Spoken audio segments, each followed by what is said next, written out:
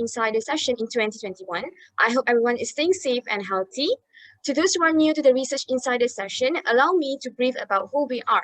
So this live stream will be streamed on MBIOS Facebook page, providing a chance for everyone to discover our talented Malaysian bioscience researchers and a platform to interact with them. So each scientist will discuss their work, their experience in science, and how they got to where they are now. So this conversation will be accessible to all and are directed at non-specialists. The general format of this is that speaker will start with an overview of themselves and their topic of the conversation, followed by a Q&A session. If you're interested in science or learning about topics outside of your area of expertise, don't forget to tune in every third Saturday of the month and be prepared to chat with our scientists and learn something new. So allow me to introduce myself as host. I am Jaranti Rahman, a Master's in Biotechnology graduate from the University Malaysia, and today I'll be the host for this event. This science chat is organized by MBIOS and media partnered by 100 Scientists of Malaysia and Science Media Center Malaysia. A quick reminder for the audience, please feel free to post any questions in the chat box at any point during the talk. So tonight, our speaker is Dr. Ong Lin Kooi, a lecturer in the School of Pharmacy at Monash University Malaysia. Dr. Ong is known for his research of understanding the biological mechanism of post-stroke cognitive impairment and the impact of chronic stress on the brain. So without further ado, let's welcome our speaker for tonight, Dr. Ong. Hi, Jana. Thanks for the kind introduction. Hi, I'm Dr. Ong Lin Kooi, a lecturer in the School of Pharmacy and also group leader of the Translational Neuro Recovery Laboratory. So I would like to take this opportunity to thank Malaysia Bioscience Scholar, MBIOS, for the invitation.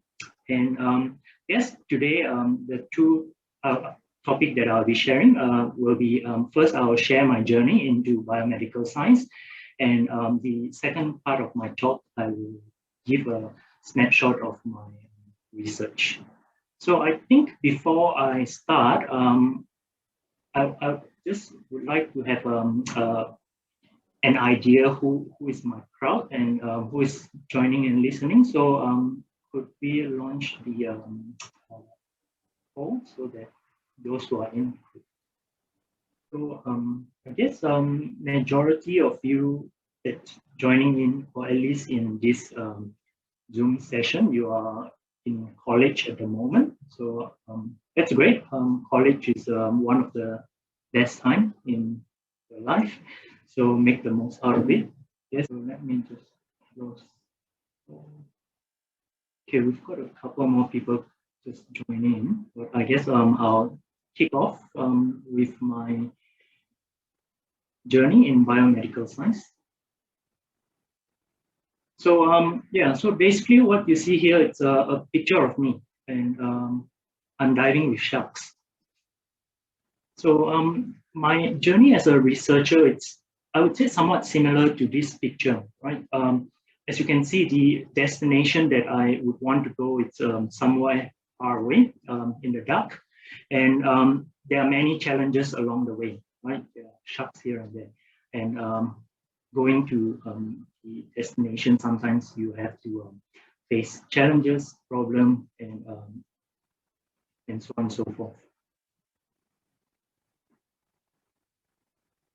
So in terms of education, I went to Wellesley Primary School in Penang. Then I go to Penang Free School, School for Scholars, Sportsmen and Gentlemen. So my secondary school, and I did my Form 6 there as well. And after that, I undertake a training program for Bachelor of Biomedical Science. It's 1+2 training program. So basically, Taylor College and University of the University of Newcastle, Australia. So it made me move from basically Penang and spending a year in Kuala Lumpur. Then I spent 1/3 of my life, or at least I'm going to share some of my experience in Newcastle, the University of Newcastle. So in 2007, I graduated with biomedical science, and at that time, what happened was I did a final year project, and at that time I started to enjoy or found doing research. It's very exciting and rewarding at the same time. So I've met a very wonderful professor in University of Newcastle, and after that I did a biomedical science honors program with Professor Peter Dunkley. I'll talk about the project a little bit more later. Halfway through my honors, I was offered a full scholarship to pursue a PhD at the University of Newcastle. So yeah, I really enjoy my project, and so I've decided to go on and pursue my PhD. So in 2012, I got awarded PhD in medical biochemistry. So PhD in medical biochemistry. So yeah, I've started in 2008, and I've submitted my thesis slightly after 3 years. I think I would say I had a very productive and impactful PhD.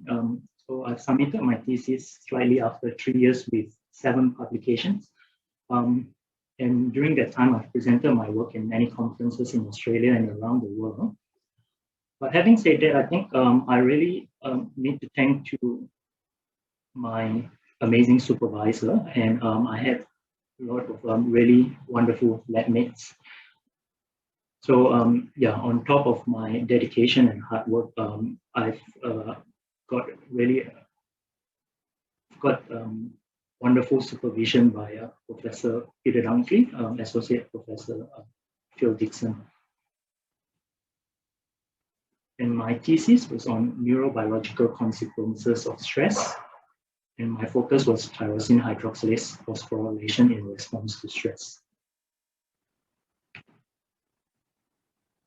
So my journey, or my research journey in the tyrosine hydroxylase laboratory. So what you can see here are various artists with same song title. All the titles are called dopamine. However, the lyrics and the genre are very different. Some of the songs are about happiness, some about pleasure, some about motivation, whereas others are about addiction and depression. So I think this really reflects what are some of the roles of dopamine in our brain. Dopamine is a very important neurotransmitter or chemical messenger in the brain. Our nervous system uses dopamine to send message between nerve cells.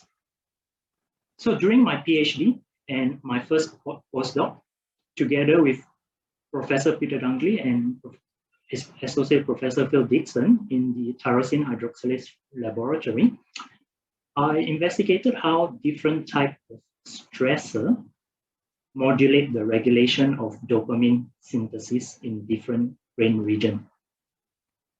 A lot of you would think stress is bad for you, right? Well, I think, or at least we could say it's not necessary. The devil is actually in the dose and how you perceive stress. I've documented series of novel observations related to acute and prolonged stress response in different brain regions.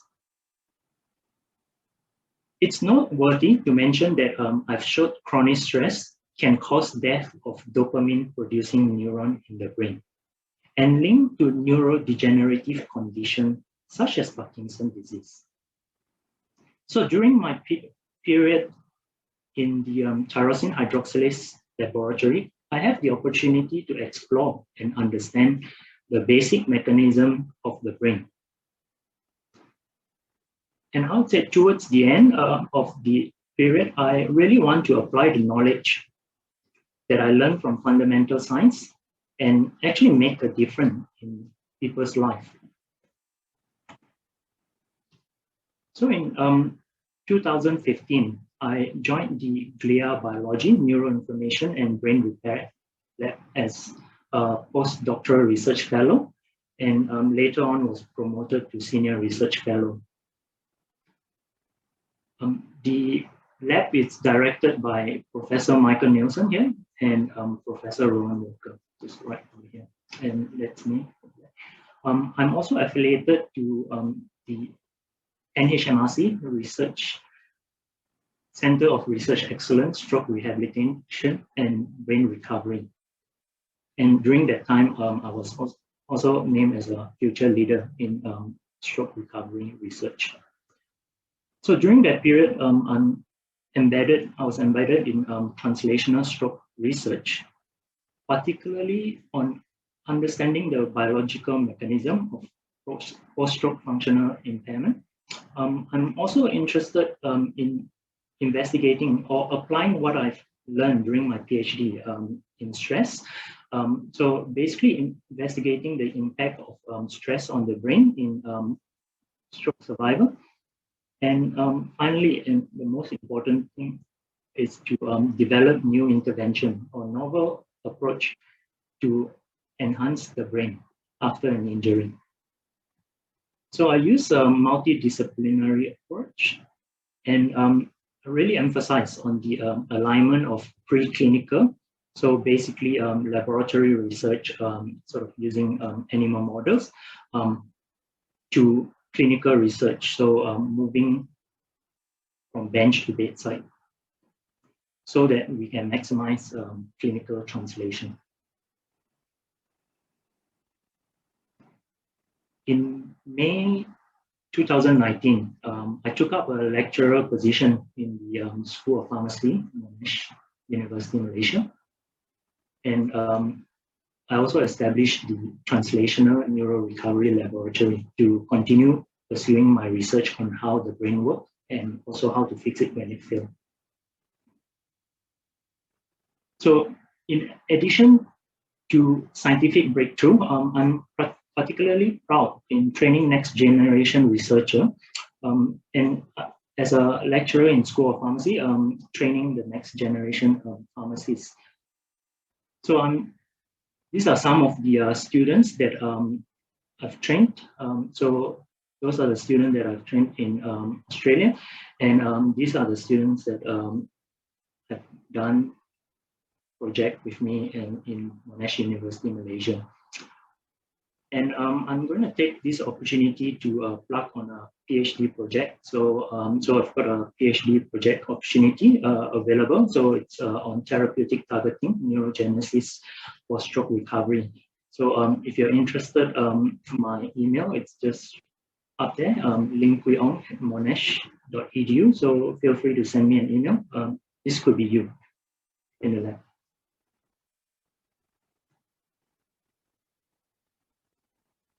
So next question, I guess a lot of people ask me, what's a typical day in the lab? What you can see are various lab equipment and different laboratory and so on and so forth. I would say there's no typical day in the lab for me, because almost every day is quite different.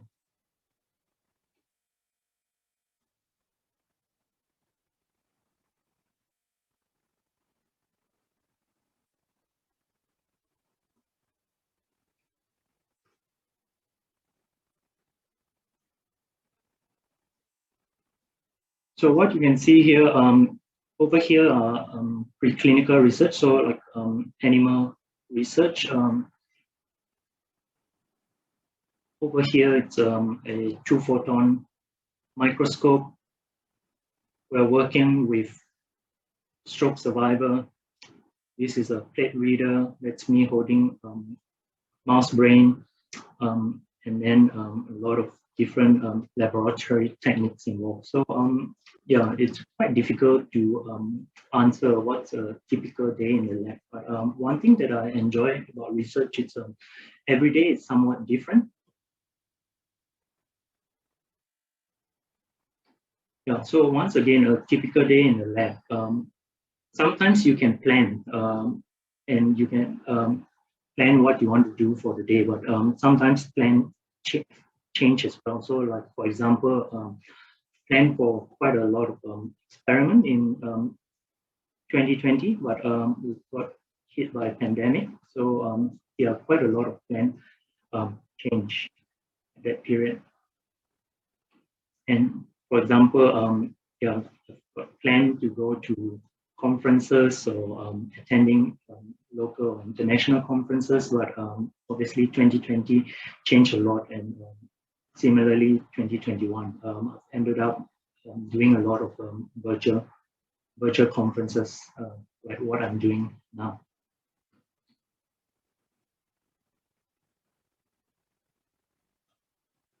So follow up on sort of going to conferences and talking to other scientists. One thing that I'm quite interested is in science communication. So basically, scientists and community, the interaction between scientists and community. I think it's important for scientists to really get out there to share their research to the community. Particularly in this current digital era, everything is just at the fingertip. There are news or information everywhere, but there may be fake news, there may be misinterpretation out there. So I think it's important for scientists to communicate with the community. Scientists should communicate in simple language, but really back up with scientific evidence. And if there's any misinterpretation out there, I would call upon my fellow scientists to really challenge any misrepresentation, because it could be detrimental to the society. And at the same time, this will give opportunity to promote awareness among public, as well as hopefully inspire young generation to get into STEM, so science, technology, etc. So some of the science communication work that I've involved in, so I've done kind of science when I was back in Australia. I'm a blogger, so I blog for Stroke. Stroke is an international journal where all the new findings on stroke research. And basically what I do is I read the scientific articles and write it in a very layperson term, or so that scientists, community or those who are interested can read. And if they would like to know the nitty-gritty, or they would want to know the scientific detail, they can read the original article. More recently, I joined the Young Scientist Network, Academy of Science Malaysia. So yeah, so I think it would be really good for those scientists to be, or those who are in STEM to be involved in science communication. And I think this MBIOS platform is doing an excellent job to help young scientists to engage more with the community. So I guess just a very quick summary. So who am I? Well, yes, my friends think that I'm a scientist. My parents think I'm a celebrity scientist, hopefully. Make them proud. That's great. Society, I think, yeah, I'm doing some fairly impactful work, and hopefully I could contribute to the society. My student, well, what I think I do, well, sometimes I have no idea what I'm doing, but I guess we are learning all the time. What I really do, or at least during this pandemic, there's a lot of juggling involved. spending time with my little ones, and also keep myself up to date in science work, teaching, and so on and so forth. So I guess this is a snapshot about me. So I think just quickly move on to the next bit. I'll be sharing my research. So I've done a lot of research, but for this particular session, I'll focus on enhancing the brain way of healing after stroke. So a stroke is a medical condition in which poor blood flow to the brain and results in cell death. Okay, stroke can be classified into ischemic stroke, and it's mainly caused by a blockage of blood vessel. So what you can see here, it's a clot blocking the blood vessel, or hemorrhagic stroke, which is caused by a rupture of the blood vessel. So you can see here it's a bleed happening. And the statistic, it's alarming. So 1 in 4 people will have a stroke. In Malaysia, more than 50,000 stroke cases per year, and this is still increasing. The good news is we are getting better in treating stroke over the past decade. So there is a reduction in people dying due to stroke. Having said that, the bad news is there is more people living with stroke. Okay? Currently, there are over 80 million people living with stroke globally. And about 2/3 have some sort of long-term post-stroke complication. And this really require ongoing assistance to help them carry out daily activities. Alarmingly, a lot of them are in working age, so there are more and more young stroke survivors. So I think the next frontier, or next focus that we should be focusing on is actually the development of approaches to enhance recovery after stroke.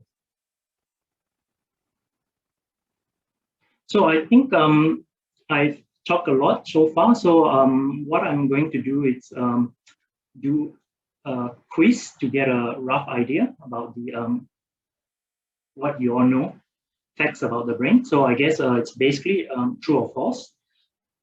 So could we launch the poll, please?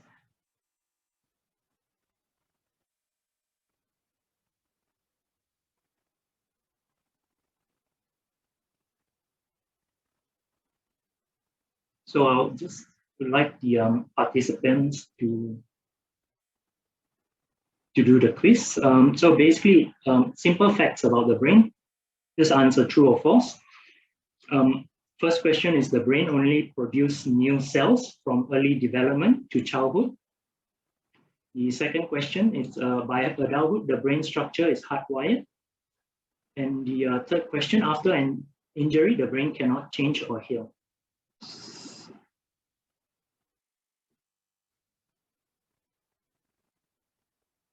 So it's quite a mixed results from the audience. So,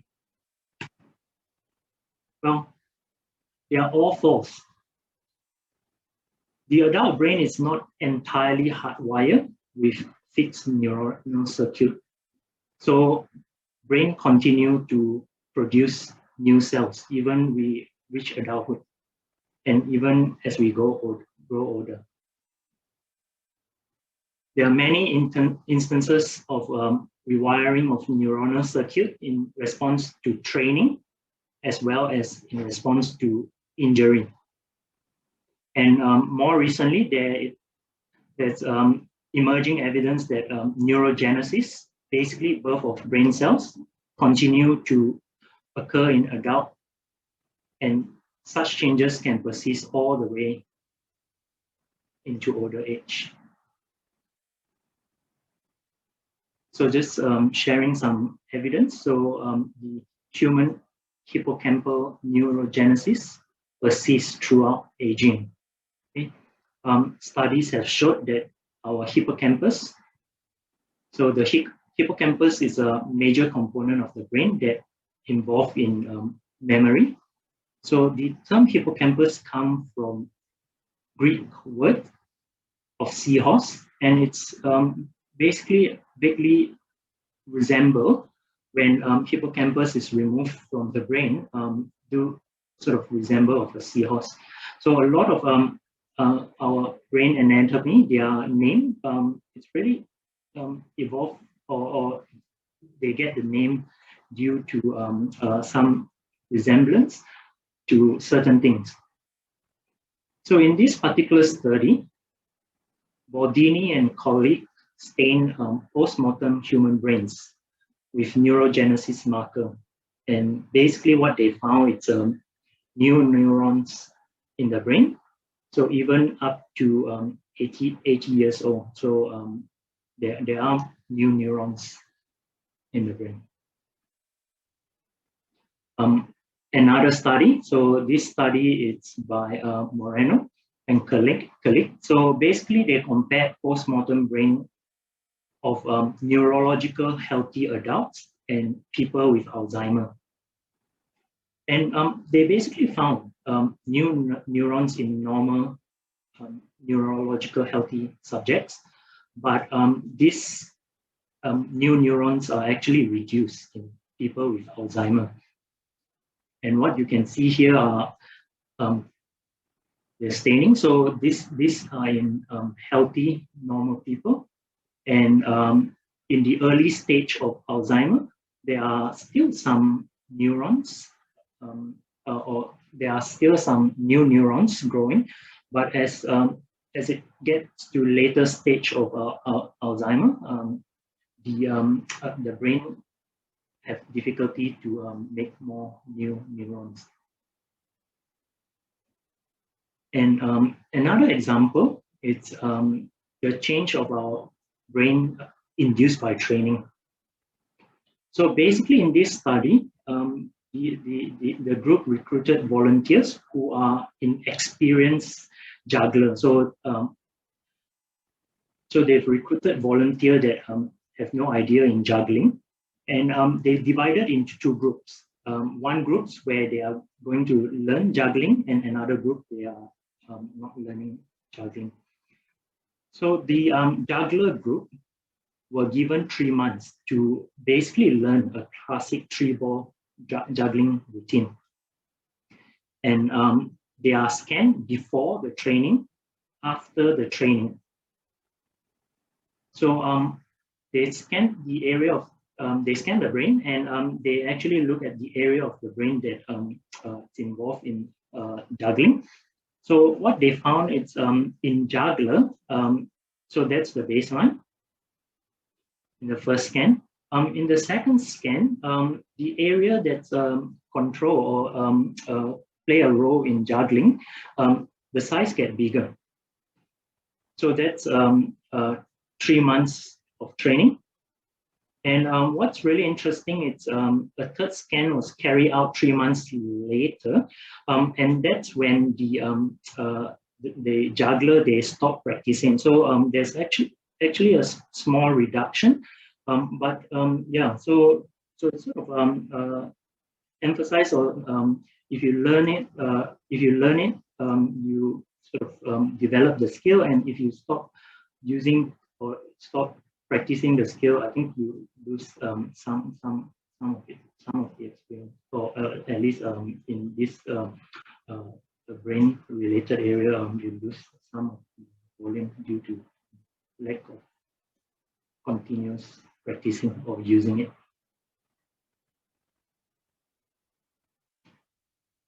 So I would like to move on. So what can we do? One of the questions that we always ask in our lab, what can we do to enhance neuroplasticity after stroke? So for those who are watching or those who are using Zoom or so on and so forth, you can basically go to the browser and and type of.com/Lin and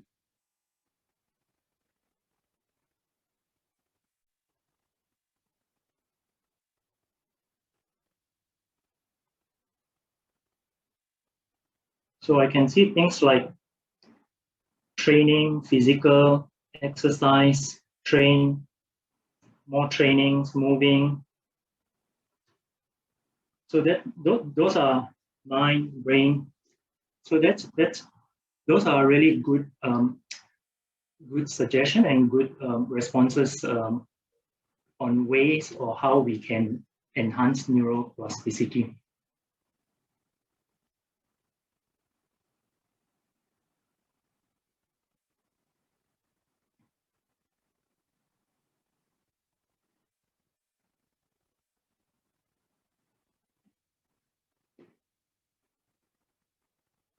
And moving on to the next question. So this is another quiz.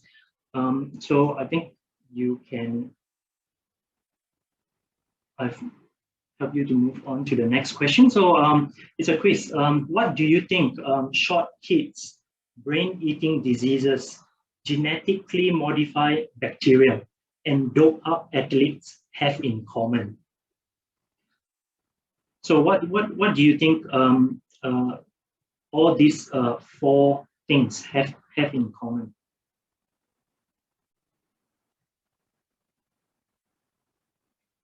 So the top answer is mutations at the moment.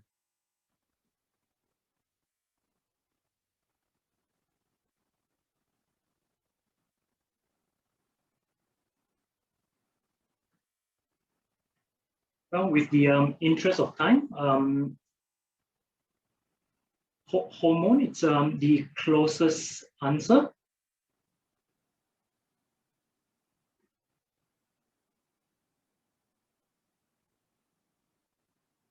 So, well, basically they are part of the history of human growth hormone.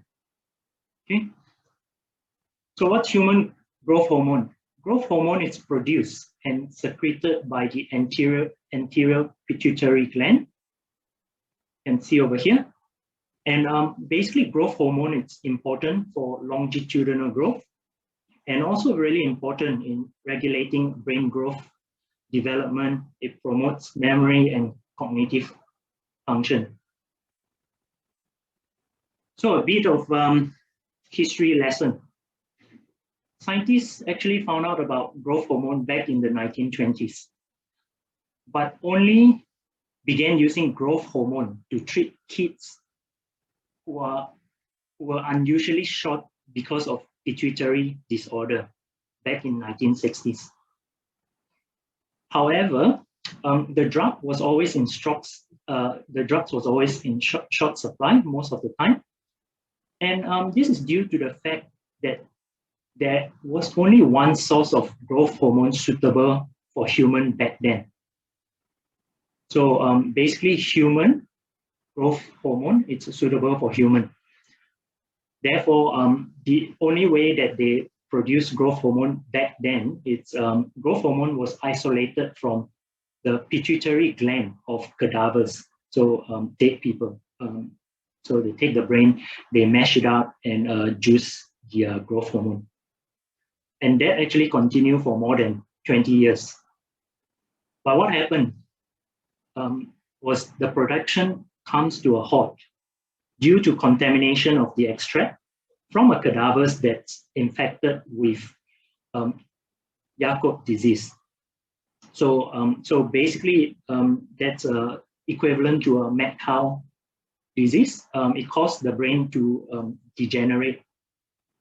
So those who actually take the growth hormone that got contaminated with this brain sample, their brain eventually degenerate as well. So basically what happened when they found that out, the whole this practice where they use extract growth hormone from cadavers get discontinued.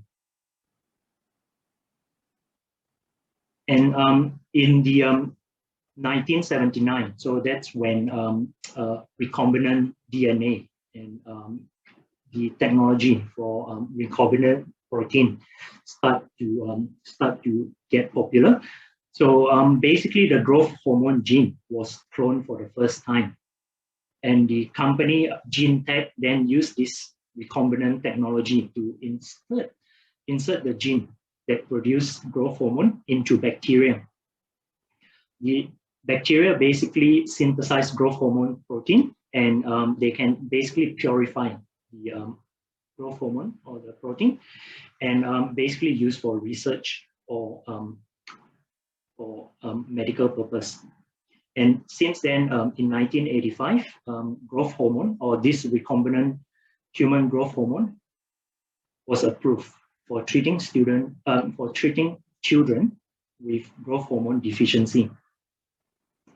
And knowing the strong potential or the capacity of growth hormone in terms of stimulating body growth and so on and so forth, since then, athletes were caught for using growth hormone or doping in sport. Having said that, in collaboration with Professor Jürgen Isgard, University of Gothenburg, we are particularly interested in investigating whether growth hormone treatment can help stroke recovery. And we tend to use the term brain fertilizer.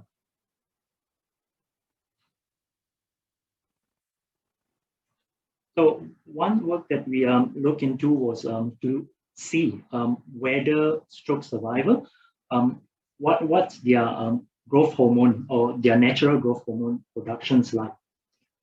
But intriguingly, we found that there are high incidence of growth hormone deficiency after stroke. So study that we've done, we found about 69%, and other studies also confirmed about 50% or so stroke survivors do have some growth hormone deficiency. So those are in stroke population, human study. And another study that we did was to test growth hormone in preclinical level. So this is a snapshot of, I would say, around 3 to 5 years worth of hard work into it. 2 PhD students involved in this project. So basically, we look in experimental stroke model. I'm going to try to take you through. So what we did was we gave mice stroke, and 48 hours later, we treat them with growth hormone for 28 days.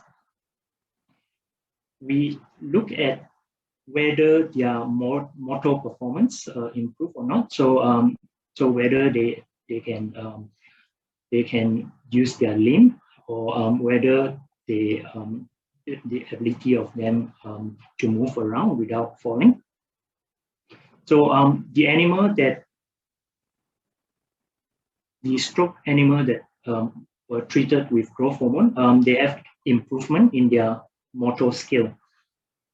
We also look at their cognition. So the animal that's treated with growth hormone, they improve their learning and memory. And when we extracted the brain out and compared those animals that's treated with growth hormone versus animal that's treated with placebo, we found that the brain tissue loss is decreased in animal that's treated with growth hormone. So we felt that the animal that's treated with growth hormone, their brain tissue is much more than the one that's not treated. So then we look microscopically to look at the brain cells and see what happened. We found that there are more new neurons in animal that's treated with growth hormone. So we believe that neurogenesis occur, and growth hormone promotes neurogenesis. We also see more connection, so brain connection, synaptic connection, and also more blood vessel, which are very important, the cerebral vascular. So all these blood vessel brings important nutrients and oxygens to our brain cell. So we did see that in different part of the brain. So that's really exciting results. And yeah, that finding was actually covered in 9 News. So I think I'm just going to quickly wrap it up. So I'll still be continue working on this project, and really thankful to International Society for Neurochemistry. I'm one of the very first person that got funded, or at least the first Asian that got funded by this grant round to continue pursuing. Once again, a quick plug. So if there's anyone that's interested to do a PhD on this particular project, do get in touch. And yeah, for those who are there, who are doing other research, I welcome collaborative opportunities, and yeah, funding supports are also welcome. So so any industry partners in Malaysia could potentially benefit from double tax deduction for supporting funding this kind of funding research and development. So do get in touch if you're interested, or if you see something worthwhile to explore. So really want to acknowledge a group of people. So Professor Michael Nielsen, Rowan Walker, Yogan Iskat. So thank my PhD students. Now both of them graduated. They are all doctors now. Thank all the funding bodies, Monash University Malaysia. And finally, thank you all for listening. So feel free to get in touch or connect. So I think I might have some time for question. All right, thank you so much, Dr. Ong, for the very informative presentation. So now we would like to take the questions from the audience. So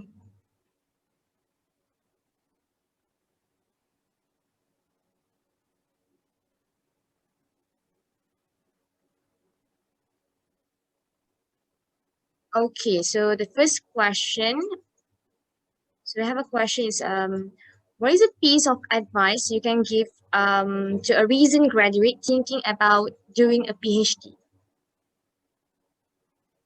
Well, I think before you do a PhD, I think it's important to ask yourself, is that the right thing? And yeah, if that's something that you're interested in, then is that the right supervisor, or is that the right lab that you are going into?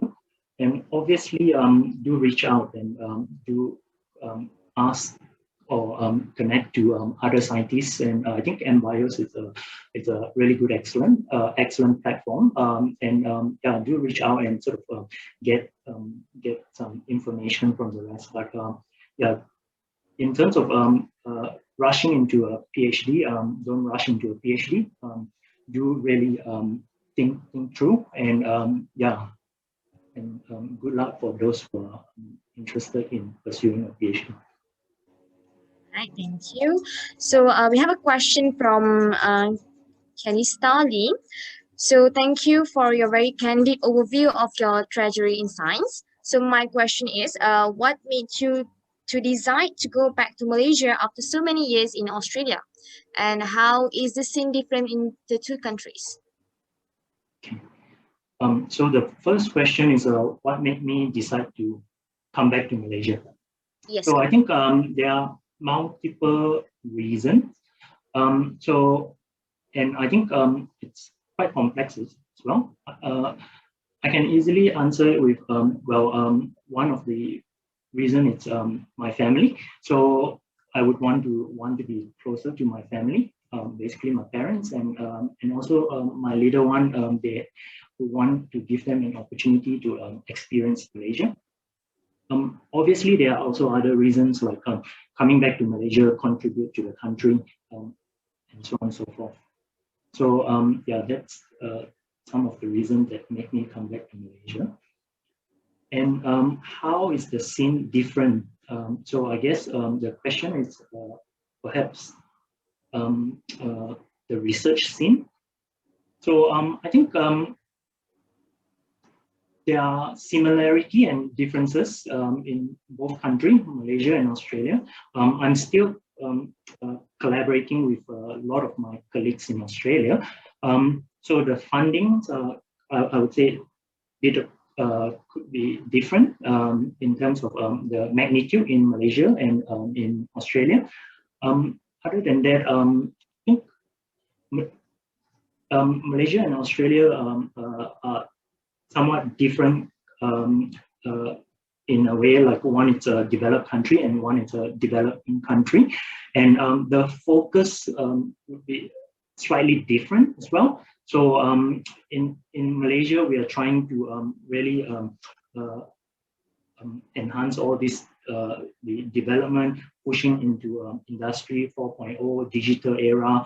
At the same time, also make sure that the rural area and so on and so forth have the opportunity to grow, and also we want to make sure all our citizens are treated equally. So whereas in other countries like Australia, I think the focus is slightly different.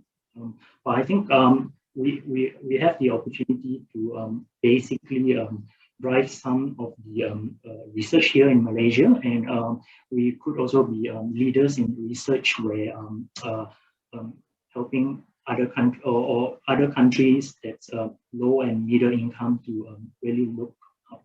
So I think we're doing really well. We punch above our weight in terms of research in Malaysia. Okay, all right. Okay, so questions from Zinfei. Hi, Dr. Ong. What advice would you give to a new PhD student? Hi, Xingwei. So Xingfei, she's an RA in my laboratory. So that's good. Good to see you here. Well, I think my advice would be similar to, or somewhat similar to what I've said earlier. Well, one is really don't rush into a PhD, but now that you're in a PhD, then I think really always, or at least I think, talk to your supervisor or your mentor, because they are there to help you. And at the same time, look for opportunities to learn new things. Don't be afraid to try. And I think some of the time you learn best when you do mistakes. So really get out there and try, and don't be afraid of doing mistakes. So besides that, I think you need to be interested in what you're doing. You need to be dedicated, and I think yeah, those are some of them. Right. Okay. So with regards to the postgraduate studies, do you have any tips on how to choose a supervisor suitable for oneself? I think this is a really good question, but I think it's also quite complex as well, because everyone's different, everyone's needs is different. But my advice is yeah, have a chat with the supervisor, and also have a chat with all the PhD students or RA or students in the laboratory to really get an understanding how the laboratory operates, and from there, then you could at least gauge whether that laboratory or that project is suitable for you, or at least match your expectation.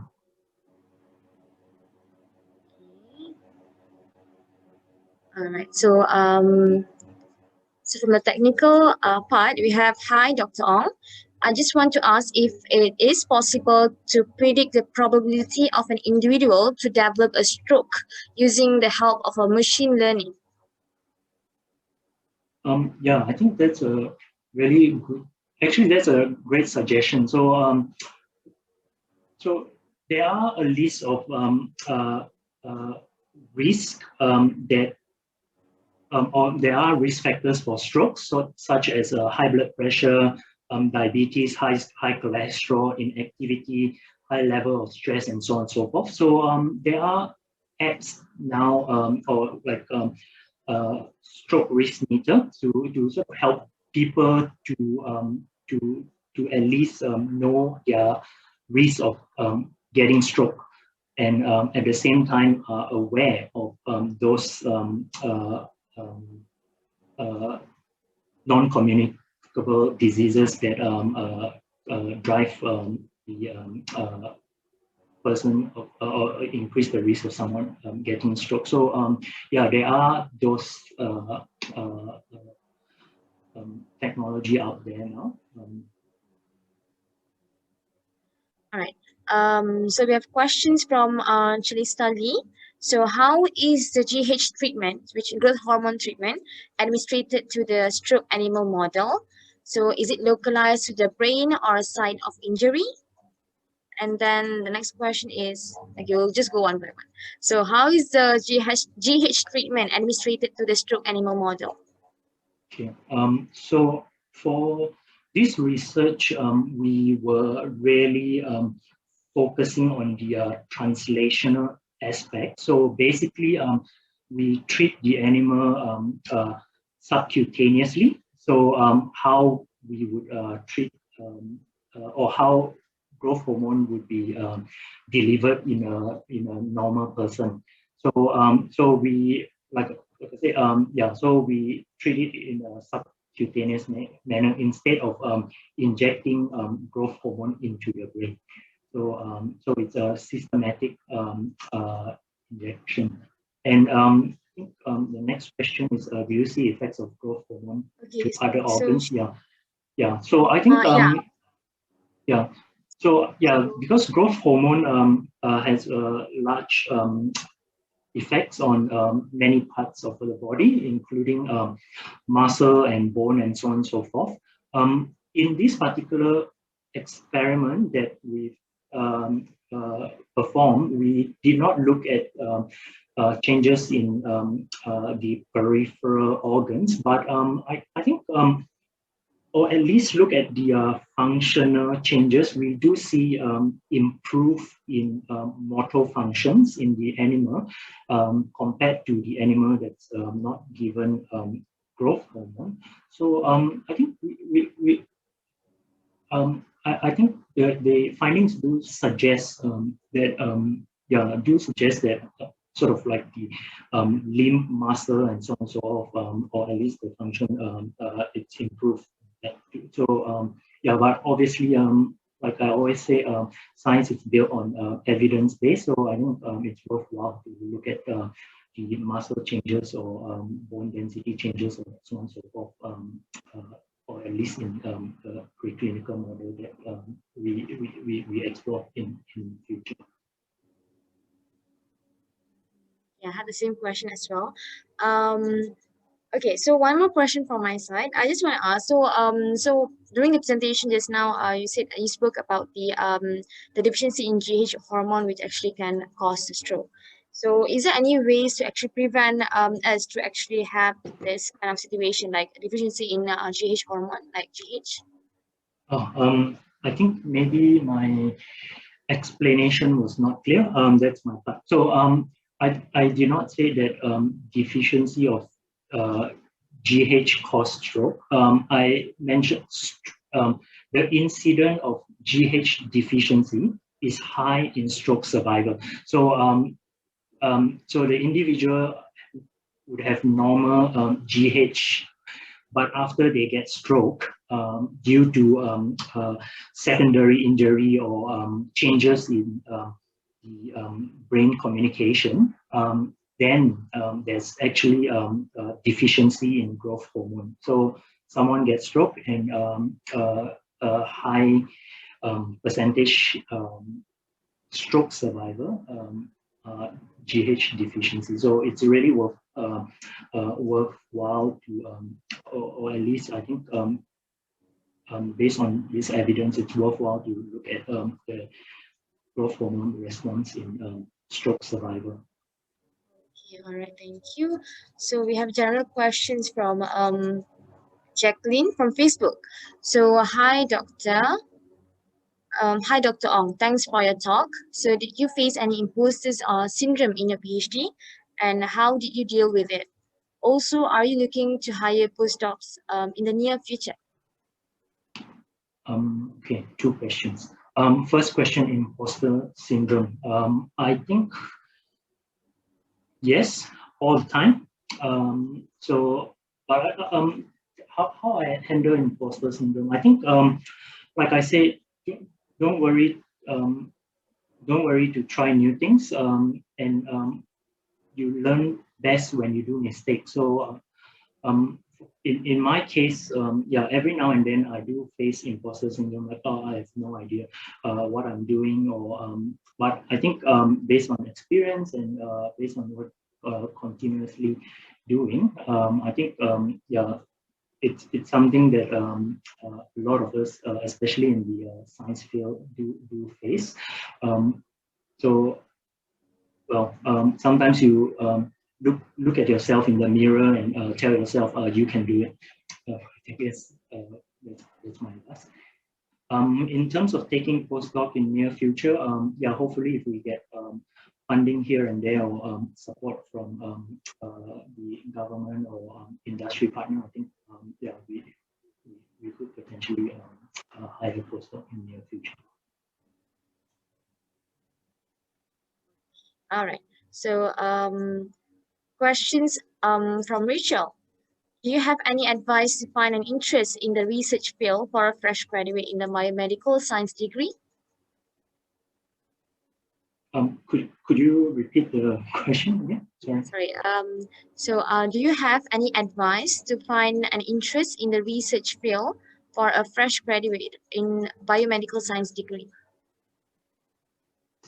So my interest, or To find an interest. How to find an interest? Yeah, she's asking, do you have any advice to find an interest in the research field? Well, I think sometimes you also need to trial and error. So like in my case, when I was in undergrad, my project or final year project was on snake venom. So I, in my final year project, I actually look at cross-reactivity of snake venom. And then during my honors year, I start to move into neuroscience and or neurochemistry in particularly. Then after that, I actually then apply the knowledge that I learned in my PhD to then look at translational research. So basically, so I think sometimes you might have to try or at least go into a different field and to have a gauge what's your exact interest. And I guess one of the reason why I choose neuroscience is I do have family members and friends that do suffer from stroke and neurodegenerative diseases. So yeah, obviously that sort of helped me carve my interest, and obviously, hopefully, we could find some we could potentially find some treatment or some new approaches in near future that we can really help all those who have stroke, or at least those who are suffering neurodegenerative condition. Okay, so thank you so much, Dr. Ong, for the question session, and also and that brings us to the end. So thank you so much for all the interest and attention, all from the Zoom and live. And I would like to also, from those who are joining our Zoom, please stay on for an opportunity to interact with our speaker